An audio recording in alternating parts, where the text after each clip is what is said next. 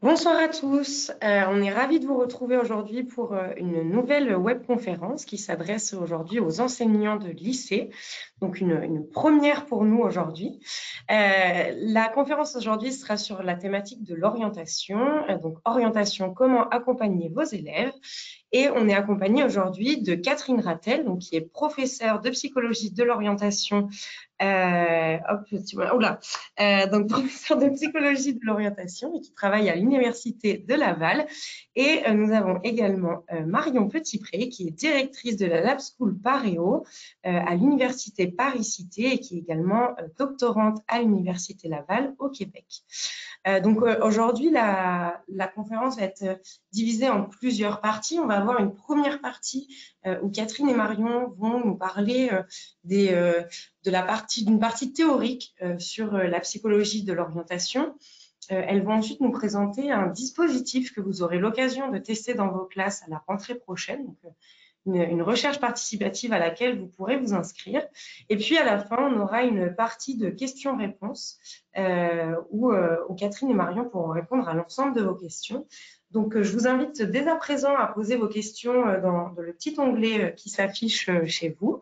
Et puis, je vais passer la parole à Catherine et Marion. Bonne conférence à tous et on se retrouve un petit peu plus tard. Merci Marie. Donc, bonjour à tous, enchantée de faire votre connaissance. On va commencer un petit peu par planter le décor, si je puis dire, et revenir sur comment est arrivé à créer quelque chose sur l'orientation et le dispositif dont on parlait tout à l'heure. Premier point, en fait, c'est la question de la transition qui nous a intéressés parce que l'Université Paris-Cité, on a travaillé à imaginer un programme qui est maintenant bientôt 10 ans, et qui traitait de la question de la transition entre l'enseignement secondaire et l'entrée dans l'enseignement supérieur. C'est une période où effectivement c'est un moment clé pour le développement vocationnel et une phase importante pour la construction identitaire. Et la difficulté qu'on avait, c'est quand les lycéens, donc nouveaux étudiants, arrivent à l'université, il y avait une problématique d'adaptation et notamment sur une question clé sur l'orientation. Donc, on s'est intéressé à cette question-là et donc on a créé en 2015 un programme qui s'appelle Passeport pour réussir et s'orienter, qui travaille sur la vocation et la motivation en permettant d'expérimenter notamment différents parcours disciplinaires pour aider notre étudiant primo-entrant ou en réorientation à pouvoir faire son choix de manière éclairée. On sait que c'est pas facile. Je sais que l'accompagnement sur la période Parcoursup n'est pas des plus aisés. Et donc, on voulait proposer à l'Université Paris-Cité un programme qui soit a priori, c'est-à-dire un vœu Parcoursup pour les jeunes qui seraient indécis ou en phase de réorientation, mais également la possibilité d'avoir une rentrée décalée si l'étudiant primo-entrant avait une difficulté dans les premiers mois en enseignement supérieur, que ce soit en BTS, en prépa ou à l'université.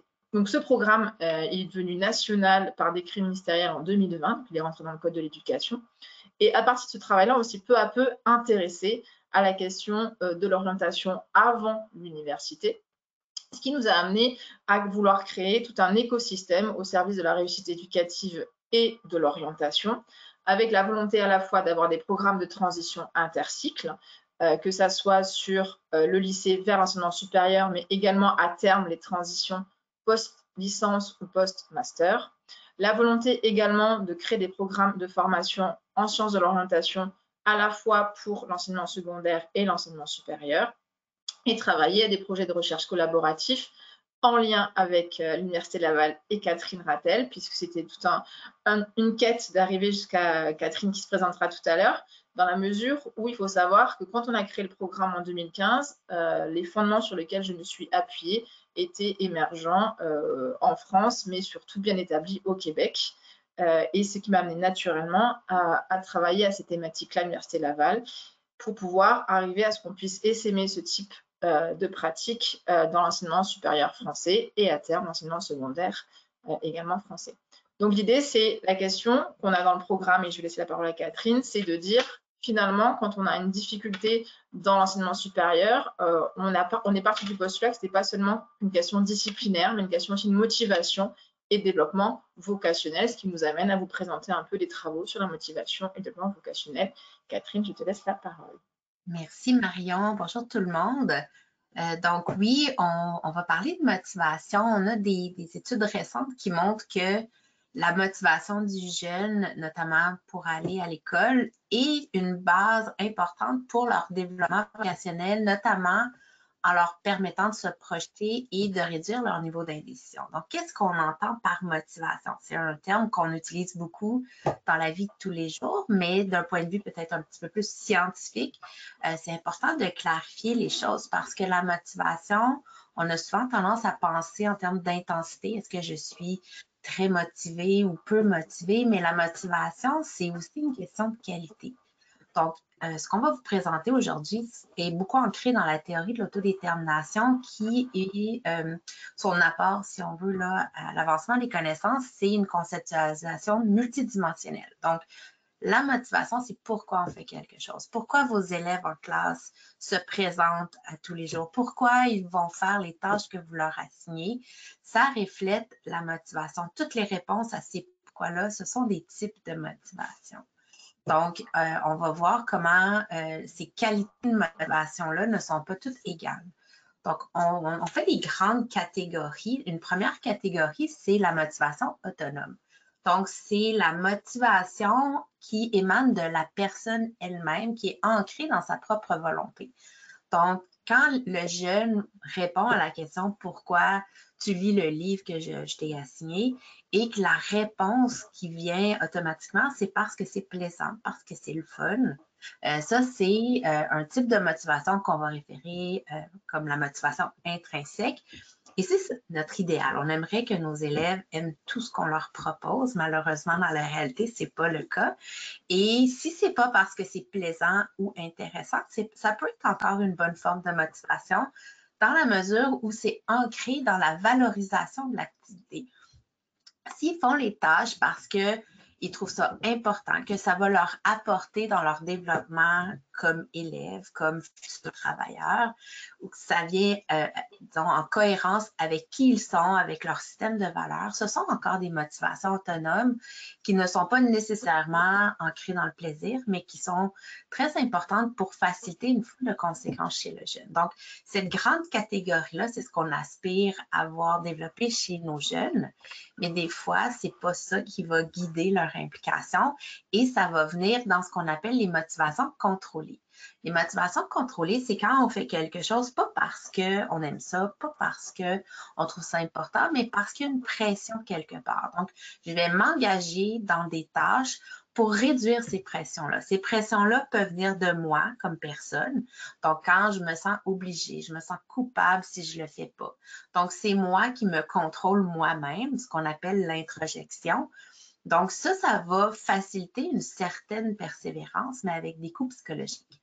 Donc, ça, c'est une forme de motivation contrôlée, mais il y a une autre forme de motivation contrôlée où la pression vient de l'environnement. Donc, dans l'environnement, il va y avoir des contingences, que ce soit des récompenses ou des punitions, qui vont être instaurées pour amener le jeune à se conformer à ce qu'on souhaite de sa part. Donc, c'est ce qu'on appelle une régulation externe. Donc, quand le jeune va...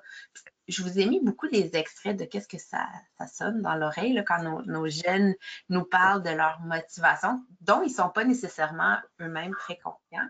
Donc, si moi, je fais ces tâches-là parce que je le sais que je vais avoir une récompense ou parce que je sais que en ne le faisant pas, je vais m'attirer les foudres de mon enseignant, de mes parents. Puis là, cette pression-là vient de l'extérieur et va amener une certaine participation, mais dès qu'on enlève ces contingences-là, le comportement va s'éteindre. On a une catégorie de motivation qu'on appelle la motivation et ça s'observe quand il n'y a pas de contingence chez le jeune entre faire une activité, s'impliquer dans quelque chose et des conséquences qui en résultent. Donc, un jeune qui va vous dire, ben moi, je ne sais pas qu'est-ce que je fais à l'école. Je ne sais pas pourquoi je suis là aujourd'hui. Ça, c'est un jeune qui est amotivé. Et c'est un jeune qu'il faut rapidement repérer parce que c'est un excellent prédicteur de l'abandon scolaire. Donc, là, on vous présente une grande catégorisation des qualités de la motivation. Pourquoi on fait ça? Pourquoi? Parce qu'il y a des résultats très robustes depuis plusieurs décennies qui montrent que la qualité de la motivation prédit des conséquences autant affectives, cognitives que comportementales. Donc, plus on a une motivation qui est autonome, plus le jeune va persévérer, bien performer dans les tâches qu'on lui demande de faire. Il va être capable d'avoir de la créativité, il va rechercher des défis, il va avoir une meilleure concentration, il va se sentir bien, vivre des émotions positives, être satisfait par rapport à son implication. Alors que lorsqu'on est plus motivé pour des raisons contrôlées, une pression qu'on s'impose, une pression qui vient de l'environnement, ces conséquences-là vont avoir tendance à être beaucoup plus négatives ou avoir une espèce de ratio. Donc, comme je vous disais tantôt, l'introjection, qui est une pression qu'on s'impose soi-même, ça peut faciliter une certaine persévérance, mais en même temps avec beaucoup d'émotions négatives, de l'anxiété. Donc, c'est jamais une bonne combinaison pour nos jeunes, mais qu'est-ce qui est surtout important, c'est d'identifier les gens qui sont amotivés parce que c'est là où on va avoir les conséquences les plus néfastes. Donc, quand on a un jeune qui ne sait pas pourquoi il fait les tâches, mais surtout pourquoi il est à l'école, à tous ces niveaux-là, comportemental, cognitif, affectif, ça va être des conséquences qui sont très néfastes. Donc, la question qui se pose, c'est mais pourquoi est-ce qu'ils ne sont pas tous autonomes? Magiquement, avec ma baguette, pourquoi est-ce que je ne peux pas faire en sorte que tous mes élèves se sentent impliqués par plaisir et par valorisation? Et la réponse vient d'un mécanisme très important qui est les besoins psychologiques fondamentaux. Donc, je vous parlais tout à l'heure de la théorie de l'autodétermination qui propose non seulement une conceptualisation multidimensionnelle de la motivation, mais une compréhension du développement et du fonctionnement de l'individu ancré dans des besoins psychologiques. Tous les individus, vous en avez, moi aussi, nos élèves, ont des besoins psychologiques fondamentaux qui, lorsqu'ils sont satisfaits, va les amener à se développer de façon optimale, à s'actualiser, à avoir une motivation autonome. Donc, le besoin d'autonomie, c'est le besoin, si tu veux juste revenir, Marion. Ouais, pardon. Le besoin d'autonomie, c'est le besoin de sentir qu'on agit par sa propre volonté, qu'on est à l'origine de nos actions, de nos pensées. Et ça vient souvent à l'âge où les jeunes arrivent à l'adolescence. On a tendance à confondre ça avec l'indépendance, alors que l'indépendance, c'est faire les choses par soi-même. Et des fois, il y a des jeunes qui ne sont pas rendus à faire les tâches par eux-mêmes et on va comme un peu l'imposer. Et ça va en fait brimer leur autonomie. Donc, c'est vraiment de sentir qu'ils endossent leurs propres actions et pensées. Le besoin de compétence, c'est le besoin de sentir que quand ils se mettent en action, il se produit des conséquences souhaitées. Ça ne veut pas dire qu'ils vont recevoir 100% dans toutes leurs évaluations, mais c'est de sentir que leurs actions produisent quelque chose auquel ils s'attendent. Et finalement, on a l'appartenance sociale. C'est le besoin de développer des liens positifs et réciproques avec des gens importants dans notre environnement. Ça peut être avec leurs collègues de classe, ça peut être aussi avec leurs enseignants. Donc, c'est vraiment une question de qualité, d'avoir moins de liens de plus grande qualité. C'est beaucoup plus important pour nourrir ce besoin-là que la quantité. Donc, nos jeunes qui ont des milliers de followers sur les réseaux sociaux n'ont pas nécessairement un besoin d'appartenance qui est plus comblé. Donc, sachant ça, comment on fait pour que nos jeunes se sentent autonomes, compétents et liés positivement? Donc, il y a beaucoup de recherches qui montrent qu'il y a 3 grandes catégories de comportements que les personnes, disons, en situation hiérarchique, comme les enseignants, les parents, etc., peuvent adopter pour faciliter la satisfaction de chacun des besoins. Donc, la première grande catégorie, c'est ce qu'on appelle le soutien à l'autonomie. C'est tout ce qu'on va faire comme enseignant pour créer un environnement où le jeune sent qu'il peut agir de façon volontaire, qui est personnellement responsable de son apprentissage et qui peut endosser ses actions. Donc, on fait ça de plein de façons différentes, notamment, et de façon très importante, c'est l'empathie.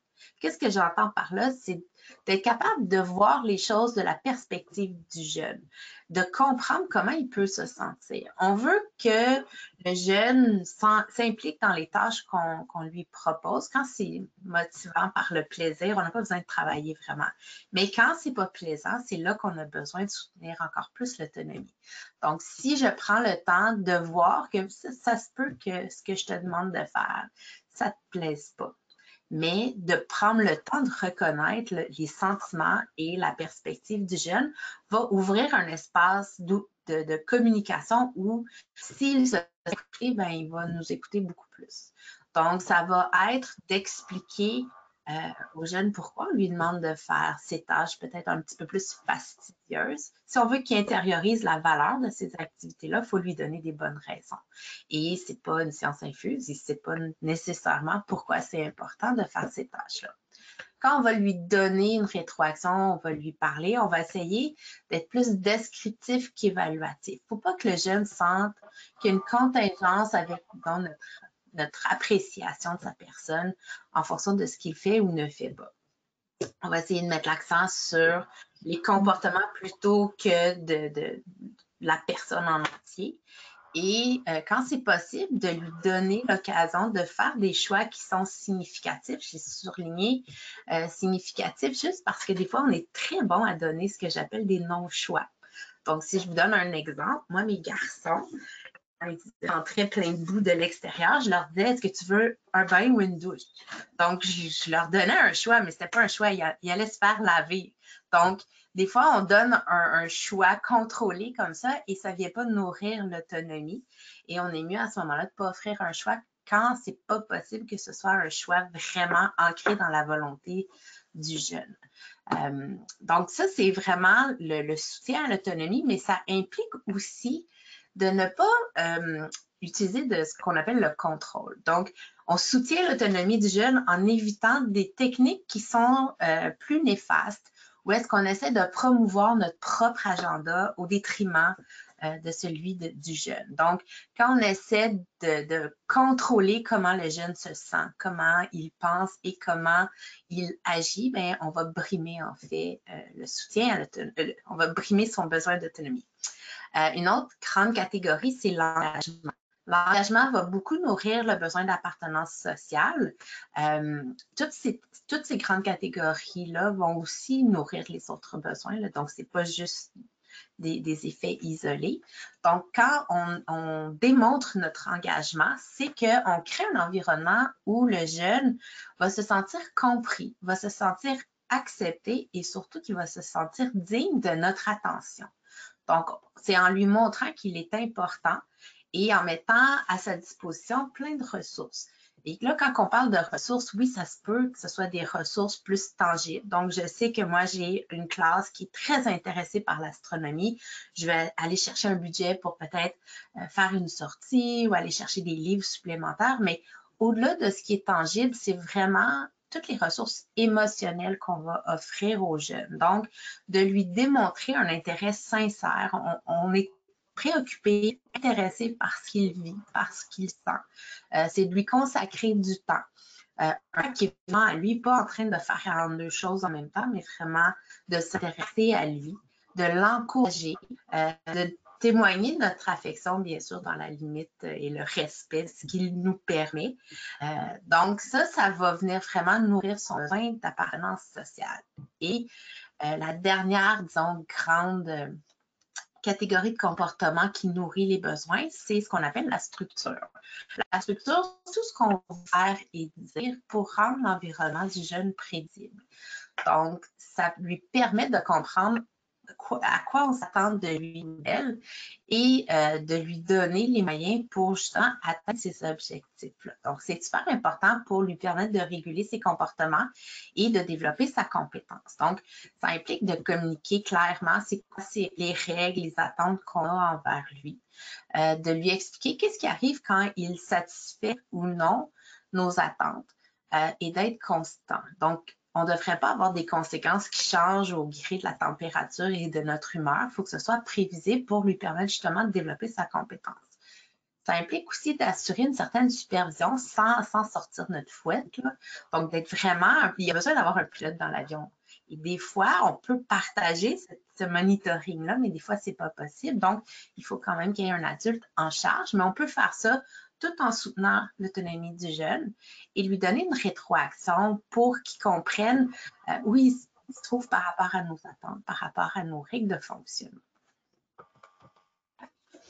Donc, on parle beaucoup d'orientation depuis le début et on s'est dit, on va vous donner un petit peu un aperçu là, de ce qu'on entend par le développement vocationnel parce que c'est pas une décision. Tout ce processus-là implique une série de décisions qui va demander beaucoup d'essais-erreurs. Donc, le processus plus actif de développement vocationnel chez le jeune, on le situe autour d'à peu près une quinzaine d'années, où est-ce que là, ben, notamment parce qu'il y a des fois des décisions à prendre au point de vue de son cheminement, ça va être un petit peu plus actif et la séquence qui s'opère, c'est vraiment au début, c'est de l'exploration. Il va explorer son environnement, le monde du travail, qui il est, qu'est-ce qu'il aime, pour développer une connaissance de soi et aussi une connaissance du monde du travail et des domaines de formation qui sont assortis. Et au fil de ces explorations-là, ça lui permet de prendre une série de décisions qui ne sont pas toutes aussi importantes les unes que les autres, mais qui travaillent ce processus de prise de décision-là qui va devenir, disons, un petit peu plus efficace au fil du développement du jeune pour ultimement prendre une décision, je veux dire, finale, mais rien de final, là, mais faire un choix professionnel qui va les orienter vers un domaine de formation et éventuellement une profession. Donc, dans ce travail sur le développement vocationnel, donc l'idée, c'est de lui offrir un cadre qui va lui permettre une expérimentation, qui va lui permettre également d'avoir un travail pour des activités d'exploration vocationnelle, ce qui nous a amené à imaginer un projet qui s'appelle Métatuteur construit son avenir. Il faut savoir qu'actuellement, on a fait un tour d'horizon des programmes qui existaient et il y a beaucoup de programmes qui sont axés sur l'exploration de l'environnement. Donc, comme vous parliez tout à l'heure, Catherine, il y a l'exploration de soi, l'exploration de l'environnement. Actuellement, dans notre système éducatif, quand on s'intéresse au parcours à venir, les ressources à disposition sont plutôt tournées vers l'exploration des formations ou des métiers ou des environnements professionnels. Ici, c'était de proposer un programme qui était avec une recherche collaborative complémentaire à ce travail-là et qui permettrait de s'intéresser à l'exploration de soi, à la fois avec un côté hybride, parce que quand on parle d'exploration de soi, parfois c'est un peu difficile d'avoir un échange avec une personne où on a peur potentiellement d'un jugement. Donc d'où l'idée d'avoir un parcours hybride qui va combiner des briques présentielles et des briques numériques. Dans le travail présentiel, c'est vraiment une démarche éducative d'orientation. C'est amener la personne à expérimenter, à se questionner pour arriver à former ses propres choix, puisque ici, on s'inscrit dans le cadre de la théorie de l'autodétermination, où on va essayer de soutenir tout au long du programme les 3 besoins psychologiques fondamentaux. Donc, Catherine nous a parlé tout à l'heure. Donc, ce programme-là, c'est une coopération donc, scientifique franco-québécoise en sciences d'orientation. Il y aura effectivement 2 groupes qui participeront au projet avec des temporalités différentes, mais le but, c'est à chaque fois de pouvoir expérimenter le programme et l'adapter à différentes classes. Donc ici, l'équipe, je vous la présente. Donc il y a Catherine et moi-même dans l'équipe de conception et recherche avec Aurore Getty. Et on travaille sur la conception, production pédagogique. On a essayé de travailler une certaine ergonomie parce que nous savons tous que nos jeunes aiment bien quelque chose qui visuellement soit assez attrayant. Donc le programme est sur 3 ans. On va avoir 3 parcours à terme. L'idée, c'est qu'à la fin, on puisse avoir un parcours d'orientation qui implique tous les acteurs qui interviennent dans le choix de carrière du jeune, à savoir l'élève, les enseignants, mais à terme les parents. Donc l'idée, c'est qu'on lance la recherche collaborative pour la prochaine rentrée sur le parcours élève. Puis une deuxième année, ça sera d'améliorer en collaboration avec les équipes qui auront travaillé avec nous le parcours élève, commencer le parcours enseignant pour continuer à former en sciences de l'orientation, et puis à terme les parents, parce que nous savons qu'ils interviennent dans les choix d'orientation, et également que la question de Parcoursup est en France quelque chose qui n'est pas facile à gérer dans l'accompagnement. Donc nous, là, je vais vous présenter le parcours élève qui se lance à la rentrée pour expliquer un peu comment ça va se passer et en lien avec tous les concepts dont vous a parlé tout à l'heure Catherine, que ça soit sur des processus motivationnels ou développement vocationnel. Donc ici, l'idée, c'est de travailler un premier lancement au mois de juin, se voir sur une formation en juillet pour vous parler un peu plus de manière approfondie des concepts et comment on parlera de la posture dont on a besoin sur l'accompagnement. Et fin août, pour arriver à voir les partenaires sur le mois de septembre pour commencer l'expérimentation avec un des groupes, 1 ou 2, en octobre, pendant que notre groupe commencera un peu plus tard. L'idée ici, c'est d'avoir une certaine progressivité parce qu'on sait que c'est des contenus qui ne sont pas forcément faciles à appréhender et vous accompagner tout au long du programme. Ça va viser des classes de seconde, première et terminale, que ce soit en France métropolitaine ou dom-tom. Et sur les classes, on va à chaque fois adapter les activités présentielles pour travailler la question du choix. Tout à l'heure, Catherine vous parlait du développement vocationnel avec la phase d'exploration, la série de prises de décision à faire et le choix. Donc, on va adapter à chaque fois les activités à chaque niveau pour pouvoir avoir une expérimentation qui soit en adéquation avec le niveau concerné.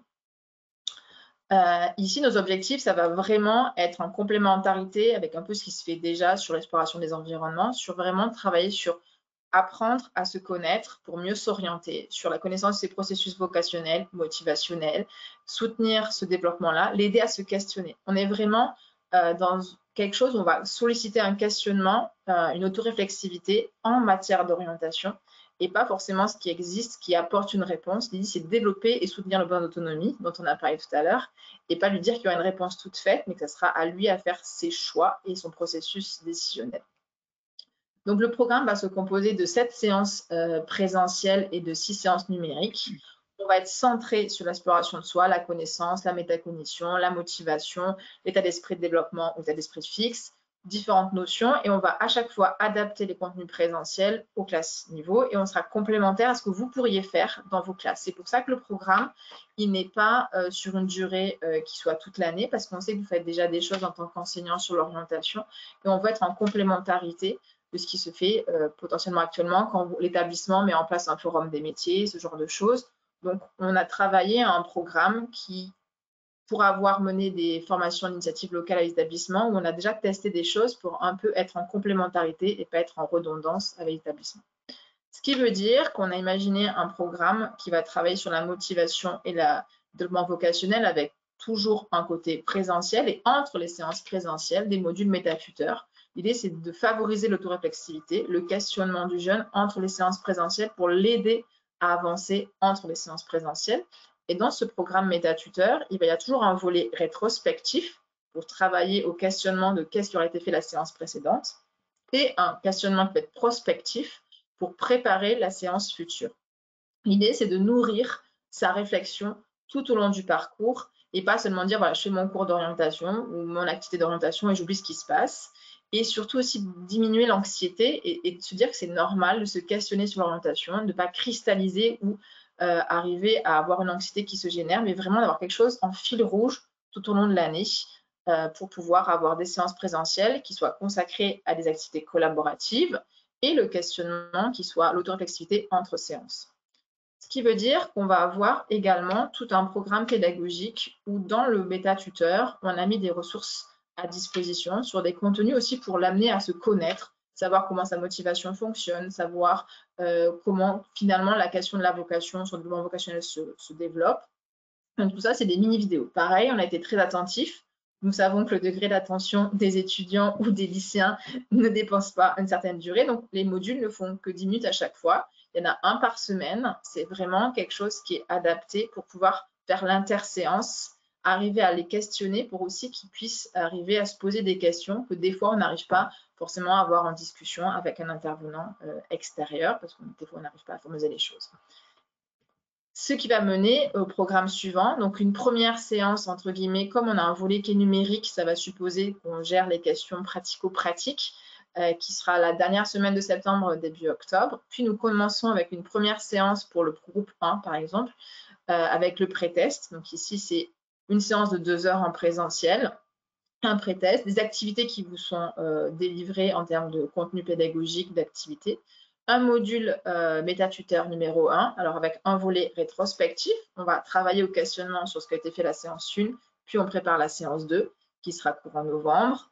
Puis également un module métatuteur pareil sur la semaine suivante. Et à chaque fois, on a cette alternance pour pouvoir avoir un fil rouge et qui puisse travailler au fil de l'eau son projet d'orientation, etc. On continue avec une session qui va être au mois de novembre, séance présentielle numéro 3, puis un module qui, pareil, à chaque fois va être rétrospectif et prospectif. On enchaîne avec la séance 4. Pareil, un module pour les vacances de Noël. Pourquoi? Parce que les vacances de Noël, c'est un moment important.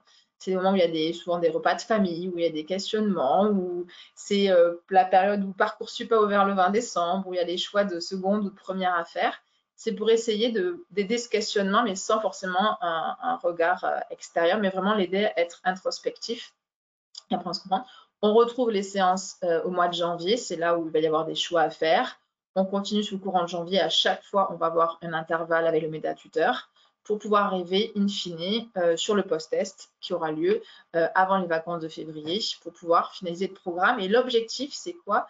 C'est que les lycéens puissent peu à peu devenir autonomes dans son questionnement, donc apprendre à s'orienter, qui peu à peu arrive à développer des outils où il va pouvoir continuer ce mode de fonctionnement-là dans la suite de son parcours et arriver à faire ses propres choix. Pareil, je vous parlais tout à l'heure de l'environnement graphique, on a essayé de travailler on sait très bien que les leviers qui permettent de gamifier un peu ou d'avoir quelque chose qui soit un peu plus ludique, on a travaillé à ce volet-là qu'on va améliorer au fil du temps, c'est d'immerger dans un environnement qui va pouvoir basculer dans un monde un peu fictif pour l'aider à se questionner sans forcément avoir la pression du réel, pour pouvoir peu à peu qu'il puisse arriver à s'intéresser à ses valeurs, ses centres d'intérêt, sans forcément avoir peur du regard d'autrui dans le cadre du jeu. Donc ici, on a développé tout un environnement qui va lui permettre d'avoir tout un processus qui va l'accompagner en fil rouge le long du parcours pendant qu'il y aura les séances présentielles qui seront là sur des activités collaboratives. Donc le jeu métatuteur, c'est vraiment introspection, compréhension de soi, exploration de soi pour le faire en travail individuel. Et les séances présentielles sont conçues en collaboratif pour vous permettre de les animer en classe entière potentiellement. Pareil, nous aurons une plateforme qui sera mise à disposition où là, il pourra retrouver sa progression pédagogique. Vous pourrez également avoir une version enseignant. Tout à l'heure, Catherine parlait de pouvoir suivre, d'avoir la posture. Ça vous permettra d'avoir des indicateurs. Par exemple, quand on parlait de dire, voilà, si j'ai un élève qui est amotivé, comment je le détecte? Comment je peux avoir une posture un peu différente? Ça vous aide aussi en orientation. On sait que ce n'est pas facile l'accompagnement quand on a une classe de 30 en tant que professeur principal d'accompagner tout le monde. L'idée, c'est qu'on puisse travailler à une interface enseignant où peu à peu, ça vous donne un ciblage de savoir quelle personne est à quel niveau de progression dans son développement vocationnel et vous aider à adapter votre posture en fonction du profil que vous avez en face. Parce qu'on sait que quand on a une séance à 30 personnes, ben, ce n'est pas facile d'être disponible pour tout le monde. Donc, l'idée, c'est de vous donner des outils qui vont vous permettre d'affiner ce type de posture-là. Si on voit que le jeune suit son parcours naturellement, qui complète les modules, ça vous donne des indicateurs d'engagement. Également, la manière des questions qu'on posera, ça vous aidera à avoir une vue sur l'élève et comment il phosphore sur son orientation pour pouvoir engager potentiellement des discussions plus approfondies sur son orientation. Ce qui veut dire qu'on va essayer de vous accompagner le mieux possible durant la recherche collaborative, à la fois avec des sessions de formation au début, mais on sera là tout au long du processus avec des points étapes durant le parcours, pouvoir faire des réajustements, pouvoir savoir qu'on peut améliorer les choses. Et puis, effectivement, nous prenons en charge le matériel pédagogique que nous vous mettons à disposition. Donc, l'accès à la plateforme, vous n'avez pas de coûts supplémentaires pour participer à la recherche. Nous vous enverrons par voie postale les pré-tests et les post-tests. Et également, les activités présentielles seront proposées sous forme de fiches pour vous permettre d'animer les séances. Et également, le but, c'est après, quand on travaillera à une V2 du parcours élève, c'est voir comment on peut l'enrichir par rapport à vos retours et affiner les choses pour avoir à terme une nouvelle expérimentation sur le parcours élève, puis commencer aussi le parcours enseignant, et non des moindres, pour finir par le parcours parent, parce qu'on sait qu'il représente une part importante. Donc, l'idée aussi, c'est après à travailler à terme sur quel type de pratique parentale, aider à favoriser, plutôt soutenante que contrôlante, et faire alliance avec les parents dans cette phase importante pour le développement vocationnel de vos élèves. Voilà, donc on a essayé de vous présenter tout ça. Je pense qu'on a tenu le timing, Marie. C'est parfait, merci beaucoup. Alors, maintenant, vous allez pouvoir du coup poser vos questions à Marion et Catherine. Déjà, merci Marion et Catherine pour votre présentation. Le temps que vous écriviez vos questions, puisque pour l'instant, il n'y en a pas encore d'arrivée. Moi, ce que je souhaitais juste ajouter, c'est que vous pouvez faire ça, cette expérimentation, vous y inscrire en tant que professeur principal, mais ça peut être aussi en tant que professeur documentaliste. Vous pouvez vous mettre en binôme avec d'autres enseignants, ce qui vous permet d'avoir une plus grande souplesse. Et puis vraiment, je veux appuyer ce point, c'est que en effet, ça va être gratuit. Au-delà d'être gratuit, c'est qu'on vous offre du matériel. Et puis vraiment, vous allez avoir un suivi tout au long de l'expérimentation. C'est pas juste 3 fiches pédagogiques qu'on vous donne et on vous laisse vous débrouiller. Là, il y a vraiment un accompagnement qui va se faire par l'ensemble de l'équipe, que ce soit du côté du Québec, de l'Université de Paris ou de l'EA. Il va vraiment y avoir tout un accompagnement qui va se mettre en place. Vous allez aussi pouvoir entre vous interagir et puis voilà, dire cette séance-là, c'était compliqué, vous comment c'était dans vos classes, etc. Je préfère le préciser parce que pour le coup sur l'EA, on n'a pas beaucoup d'enseignants de lycée, donc c'est un fonctionnement qui est assez méconnu pour vous. Mais du coup, c'est important pour nous de vous rassurer là-dessus. Et la deuxième chose que je voulais dire, je crois que j'en ai déjà dit plus d'une. La deuxième chose, c'est que dès demain, vous allez recevoir un mail avec le replay de cette webconférence. Le replay il sera disponible jusqu'au 21 juin. Donc, vous pourrez le consulter et revoir, je pense notamment à la partie théorique, parce que souvent, on ne peut pas tout intégrer en une seule fois. Donc, vous aurez 15 jours pour regarder le replay. Et puis, vous aurez aussi par mail le lien pour vous inscrire à ce groupe. Puis, je vais vous le publier dans les questions dès maintenant. Comme ça, vous pourrez l'avoir. Donc, passons aux questions. Je crois que je viens d'y répondre un petit peu. Donc, c'est un super programme. Quelles sont les conditions d'expérimentation, temps consacré pour les jeunes, temps de réunion ensemble? Marion, je te laisse y répondre. Alors, donc, comme je disais, il y a 7 séances. Dans ces 7 séances présentielles-là, on a essayé de se caler sur ce qui se passe en établissement, sur les heures du parcours à venir. Donc, la première séance, elle va être de 2 heures. Les autres séances sont à peu près d'1 heure. Donc, ça peut prendre des heures de vie de classe dont vous êtes responsable. Vous avez des séances de 2 heures plutôt au mois de janvier. Donc, voilà. Donc, grosso modo, on a 7 séances avec 2-3 séances qui sont à 2 heures et les autres séances qui sont à 1 heure pour le présentiel. Sur le volet numérique, on a calibré sur ce qu'on sait qu'ils peuvent faire. Donc, vous avez chaque module qui fait grosso modo 10 minutes sur le rétrospectif et 10 minutes sur le prospectif, donc 10 minutes par semaine. Et à chaque fois, on a fait une progression pédagogique où vous avez 15 jours pour faire les séances, ce qui donne une certaine marge de manœuvre également. Donc, on a fait quelque chose qui soit sur une temporalité où on sait que vous pouvez l'absorber. Les pré-tests et les post-tests sont inclus dans la séance de lancement et la séance de clôture qui font 2 heures. Et ça n'empêche pas qu'à côté, vous pouvez avoir des activités d'orientation comme les forums métiers, comme les JPO que je sais que vous amenez vos élèves dans ce type d'événement. Voilà, donc là, on a essayé de faire quelque chose de complémentaire, des temps d'échange entre nous, aussi d'un point de vue équipe pédagogique. Donc, comme disait Marie, justement, on va avoir trois versions du parcours élève pour arriver à quelque chose et à chaque fois, on évaluera en recherche pour pouvoir affiner. Donc, c'est aussi de faire des rétroactions. Alors, il faut savoir que tout ce qu'on a conçu là, en termes d'accompagnement orientation, on avait fait des premières expérimentations. On sait que les activités de connaissance de soi sont pas faciles à mener en groupe classe. C'est pour ça qu'on les a privilégiés sur le volet numérique et travaillé sur le collaboratif, sur des choses qui étaient un peu moins sensibles en classe. Voilà, on a essayé d'arbitrer comme ceci, mais après, l'idée, c'est d'avoir des rétroactions, des temps ensemble pour affiner au fur et à mesure. Autre point, comme c'est Catherine, tout ce qu'on vous a présenté d'un point de vue théorique, c'est ce qu'on va chercher à infuser dans le programme. Donc, le but, c'est d'amener à l'autonomie, c'est d'avoir une personne qui travaille effectivement sur sa compétence. Voilà, donc on a toute la mouvance théorique qu'on a présentée, donc la théorie de l'autodétermination, c'est ce qui va infuser dans le programme. Donc, par exemple, on ne fait pas les choix Parcoursup pour ses élèves, on essaie de questionner la personne pour qu'elle puisse prendre ses fausses décisions, on soutient le besoin d'autonomie. Voilà, donc tout le programme s'inscrit dans ce cadre-là d'un point de vue des contenus qui seront diffusés. Alors, on a une question de Delphine, qui est coach scolaire dans un lycée privé. Elle trouve que l'accompagnement est très intéressant et elle demande si ça serait possible d'intervenir en classe à la place des professeurs principaux ou s'il y a un vrai intérêt, à ce que ce soit le professeur principal qui le fasse dans sa classe. Alors, effectivement, alors après, je rejoins ce que tu disais, Marie, je suis professeure documentaliste parce que dans toutes les expérimentations qu'on a menées préalablement à l'imagination de ce projet, il y a des binômes qui se mettaient en place parce que ça permet de faire des activités au CDI qui peuvent être complémentaires. Donc, souvent, le professeur principal est en charge du travail sur le projet d'orientation. Donc, ça peut être lui, mais ça peut être aussi des programmes, des enseignants sur des manières disciplinaires également. Donc là, il n'y a pas de prescription sur ça, mais c'est après comment vous suivez l'accompagnement. C'est-à-dire qu'il faut quand même qu'on ait les mêmes personnes qui fassent les séances ici. Donc voilà, c'est quand même ce qu'on va privilégier.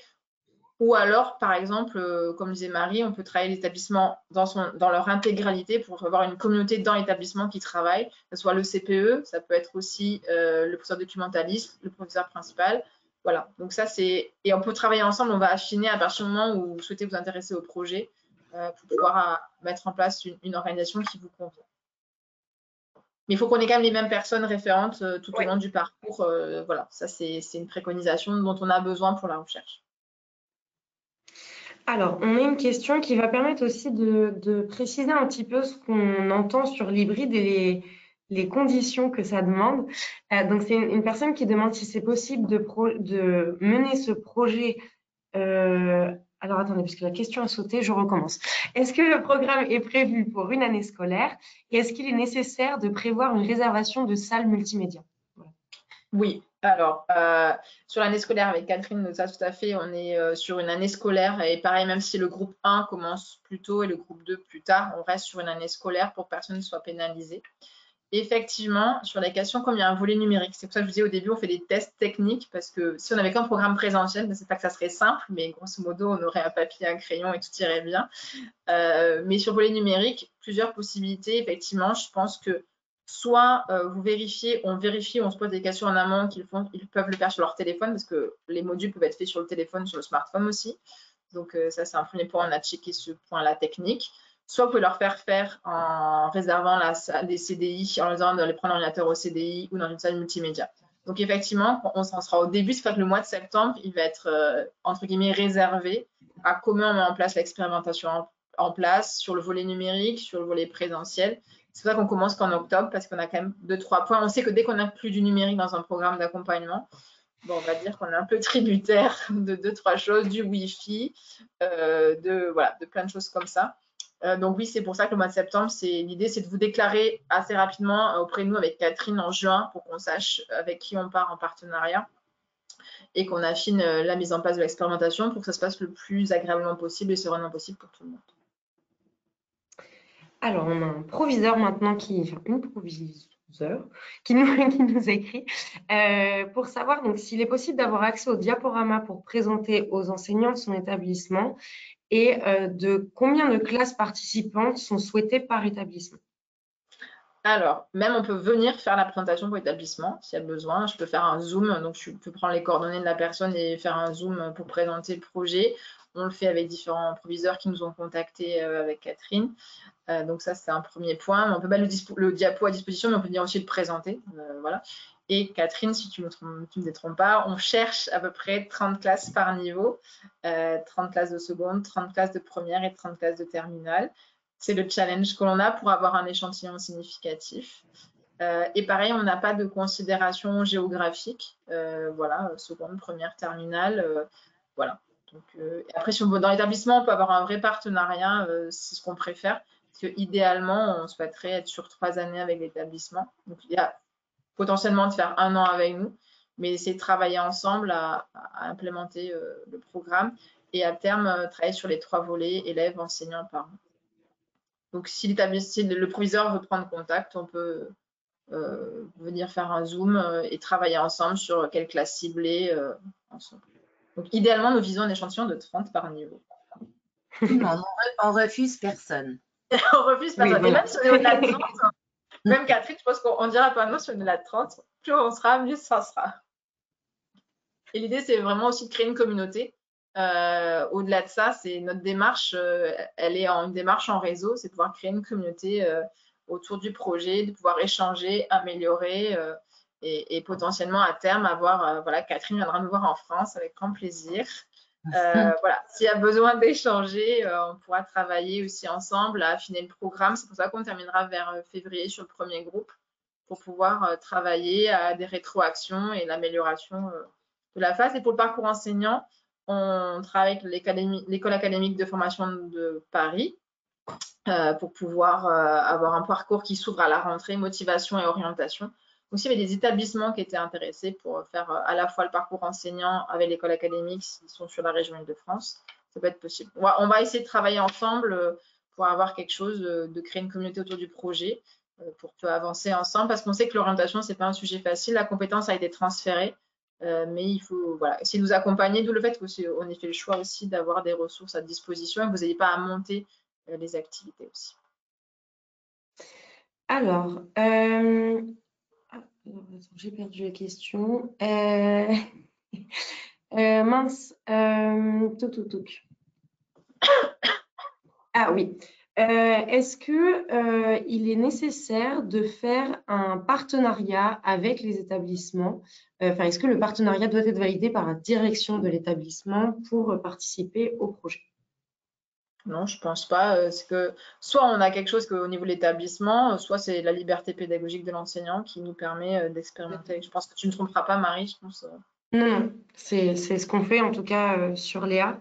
Il y a également, je prends la parole, il y a une personne qui demande qui est Léa.